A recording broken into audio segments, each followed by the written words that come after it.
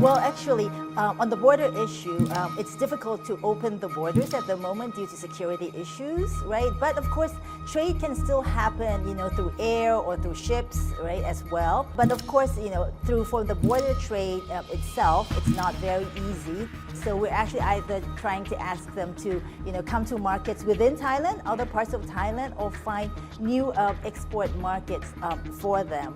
We have around 14 FTAs at the moment, right, that is already effective.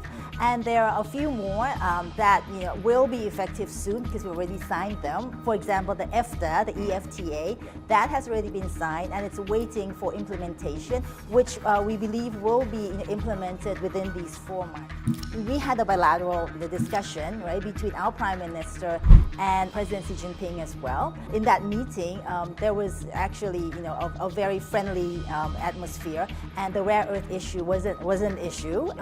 Most of the issue has to do with more of the the logistics, the infrastructure on transport from China down to Thailand.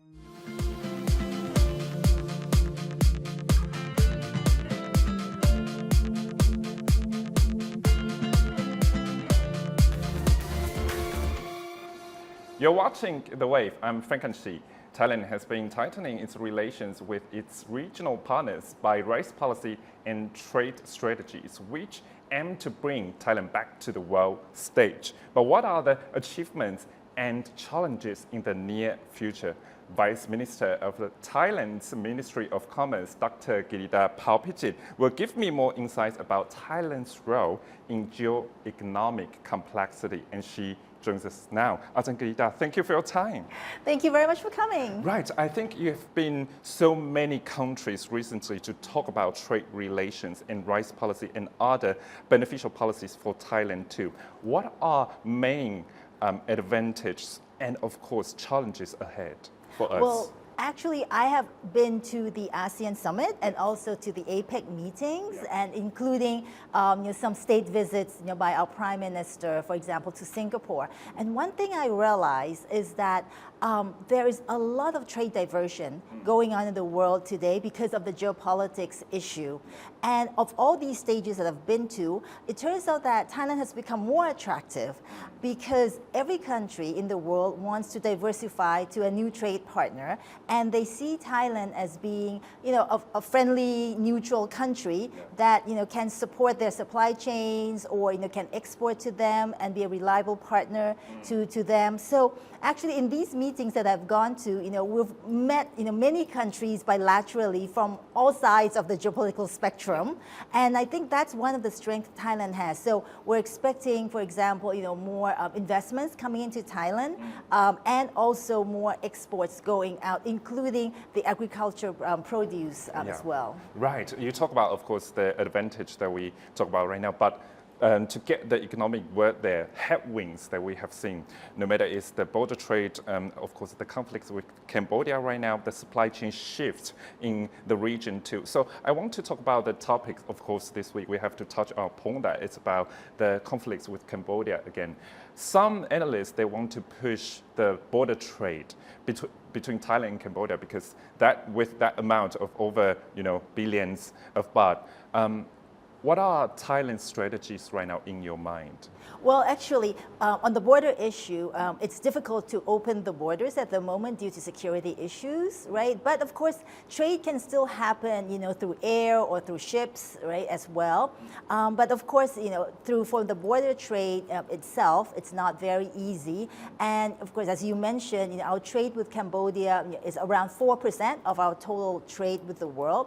But of course, those who are in the provinces, right, on the borders might be affected because their livelihood depends on the cross-border trade. So actually at the Ministry of Industry, we're actually now trying to find new markets for those producers. So we're actually either trying to ask them to come to markets within Thailand, other parts of Thailand, or find new export markets for them. So we're trying to take care of those who are actually in the provinces, along the border. So that's how we're trying to minimize minimize the impacts that will accrue to them. Right, with diversification of the supply chain, of course, the border trade with other countries could help too.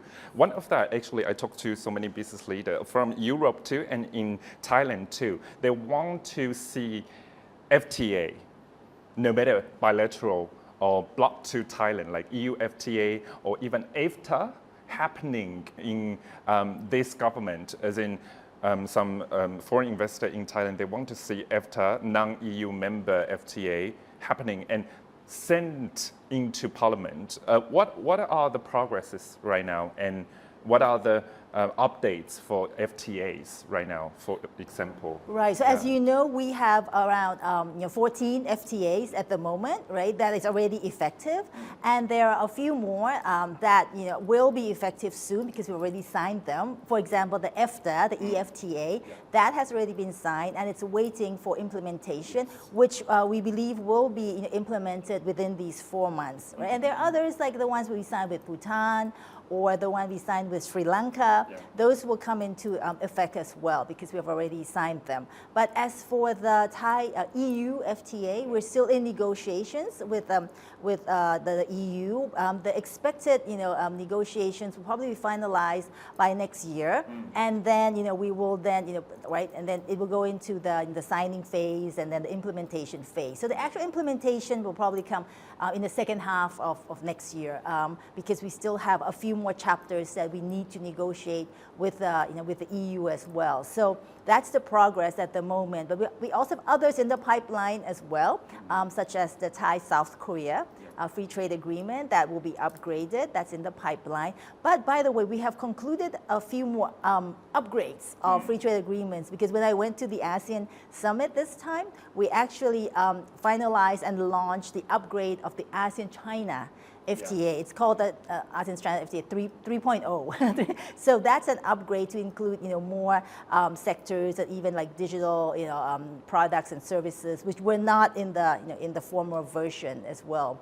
And there was also an upgrade of the ASEAN trade itself, the ASEAN FTA free trade agreement itself as well, to to include a few more products that weren't there 10 years ago. So there are now upgrades that are happening in addition to just new free trade agreements. Right. With your expertise in economy, of course, I will understand that FTA right now, of course, boosts the bilateral trade or the block trade, intra-trade in ASEAN too, as you mentioned. But as in some data show that, of course, GDP is still growing sluggishly at this moment, not that high as our peers.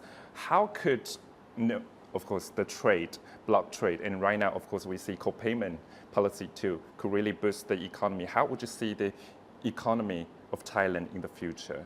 Well, I think there is a potential to grow faster in the future in terms of Thailand's real, economic value or GDP.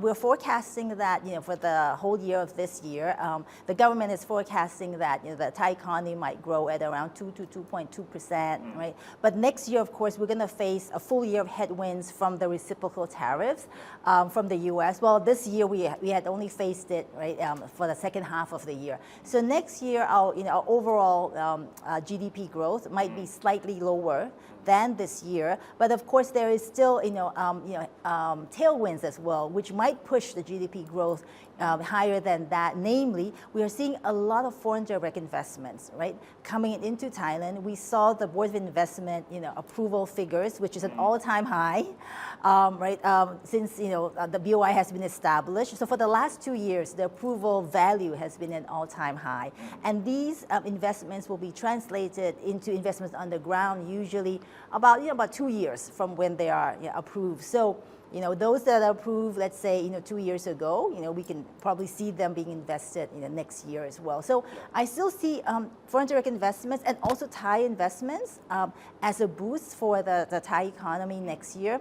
And also, many of these free trade agreements, when they take place, right, it will also enable us to export more to countries that are non-US. The last point I'd like to make is even in the US market itself, don't forget that our tariff reciprocal tariff rate, is not one of the highest. So there are other countries that compete with Thailand in the U.S. market that face a higher reciprocal tariff rate, or even the specific product rate, which Thailand might still be able to compete with them in the U.S. market. So it doesn't mean that we'll lose the whole, exports to the U.S. Actually, I can see some, competitive advantage from our tariffs that are lower than other country tariffs in certain products. Right. I think because you've been to ASEAN Summit and other regional summit, international summits in the region in past few weeks, I think you talked to your counterparts in other Ministry of Commerce with other countries too. What are the concerns right now in terms of, you talk about reciprocal trade from the U.S., and to equilibrate that point, we have FDI investment to come to Thailand too, all-time high. What are the concerns on international stage right now, and how can Thailand maintain the position? Well, I think that the main concern that everyone has is the reciprocal, tariff issue with the U.S., because it's still quite uncertain whether the reciprocal tariffs each country will receive will be X or Y%, because it's still in negotiations with with the U.S. as well. And there are still also other issues like the specific product tariffs, and also the issue of transshipment as well. Yeah. So there's still a lot of uncertainties around trade with with the U.S. that undermines of many of our actually ASEAN countries, because we are exporting countries. But of course, again, as I mentioned, there are opportunities as well, yes, because there will be lots of diversification. So when we went and had bilateral talks with, for example, country A, I won't name the country, yeah, they're saying, oh, we want to diversify away from the U.S., right? Okay, we can trade with each other, we can invest here. On the exact same day, we had a bilateral meeting with another country. They said, oh, we're trying to diversify away from China. So again, they say, oh, Thailand might be another, good partner, a new partner as well. So I think we can reposition Thailand as being, a friendly, country for trade and investment, to all countries around the world. Yeah, so other countries are finding the stable supply chains and trading partner too. And you talk about, of course, the reciprocal trade with the U.S. At ASEAN Summit, our Prime Minister also signed another document, of course, joint framework, I would say, with the U.S. on rare earth development in Thailand. Right now, of course, this is one measure to mitigate the impact from the U.S. Reciprocal tariff. How will this rare earth development play out in Thailand's trade with the U.S., and is that a positive movement for Thailand, you think? Well, I think it's a positive move, because it sends a signal to the U.S. that, we're friendly to the U.S. in terms of our rare earth trade. But to be honest, if you look at the memorandum of understanding on the rare earth, it says mostly it's on technical assistance, knowledge transfer that the U.S. will be providing to Thailand, right? And Thailand still will have to, operate under our national laws as well. So certain things that the U.S. might want to invest in might not be possible, because the Thai laws don't allow that, or even laws against pollution, or negative effects from the mining. That would have to obey Thai laws as well. And of course, it says it's not legally binding, right? It's an MOU. It's not a legal agreement. So we can actually also cancel it if we need any time. So I think it's more of a gesture to the U.S. that we are open to collaboration, and probably it will have some positive effect on our negotiations with the U.S. on the tariffs in the future. But would that put Thailand's position amid tensions between between China and the United States? Because you've just been to China to talk about rice policy and relevant trade measures to boost the trade with China. Have you seen any risk coming because of the rare earth development MOU there, or how was the atmosphere with China's counterparts when you talk about trade measures and mechanisms there? Actually, we had a bilateral the discussion, right, between our Prime Minister and the President Xi Jinping as well. In that meeting, there was actually a very friendly atmosphere, and the rare earth issue wasn't an issue. Most of the issue has to do with more of the the logistics, the infrastructure on transport from China down to Thailand. Thailand. There was a lot of discussion on that from the the Belt and Road Initiative. There was a lot of discussion also on the fact that we will help each other reduce the gray economy, the scamming, and also the gambling, which China really appreciates. Thailand's effort in cracking down or reducing those. And lastly, of course, on the rice trade, which President Xi Jinping has kindly opened. He was open to importing Thai rice as well. So it was a very friendly meeting, and that issue of the rare earth didn't really come up there. Right, and you also, in addition to China, you also talked to Singapore for the rice policy too, as what you talk about, to bring Thailand back to the world stage as the food security hub there. So that Thailand can really set up its position in the region and in the world to give the export of rice to other countries too. One issue that I have to talk about actually, because I just talked to one SME, a leader and business leader in Thailand too, amid the very accelerating supply chain shifts in the region, no matter from China or other regions there. Some talk about the incentives from Thailand's government to them on the ground. So right now, what about the strategies to help SMEs? Because when new supply chains come, the local supply chain or existing supply chain, they get impacted. So what about the government strategy right now to help them? Right, I think one of the things that we have to realize that the supply chains that are coming are in new industries that were not present in Thailand before. For example, right, and the data centers, or even the electrical vehicles, or even on the food sector, it will be like food for the future, right? Biotechnology products. So these are the things that are actually coming into Thailand in terms of foreign direct investments. So even the small, medium enterprises have to be up to speed on that. Not to mention also the reducing the carbon, right, part of the supply chain as well.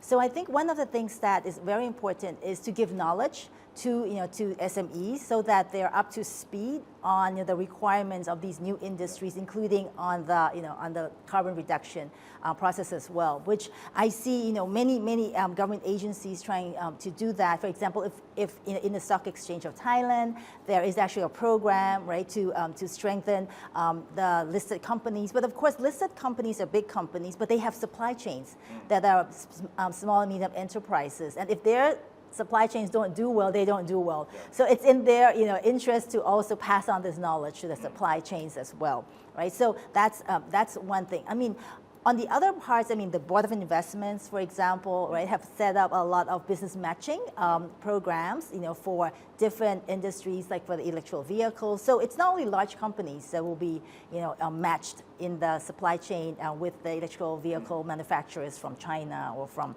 other countries, but also medium and small enterprises are also, invited. There were like almost 200, business matches that were done, in their previous matching. So these are things that we're trying, the government is trying to do. But of course, for SMEs that are very affected, right, by, let's say, the closing of the border, with Cambodia, that, there are special assistance programs for that. There are also programs by the Exim Bank, right, to help, SMEs to be able to export as well. And they work a lot, very closely with the Department of International Trade Promotion here at the Ministry of Commerce as well. So there are programs both on the knowledge side and on the financial side as well. And of course, there are also now, lastly, measures that would actually try to help SMEs that are being affected a lot by the influx of imports, right, of cheaper products from other countries. And so of course we have to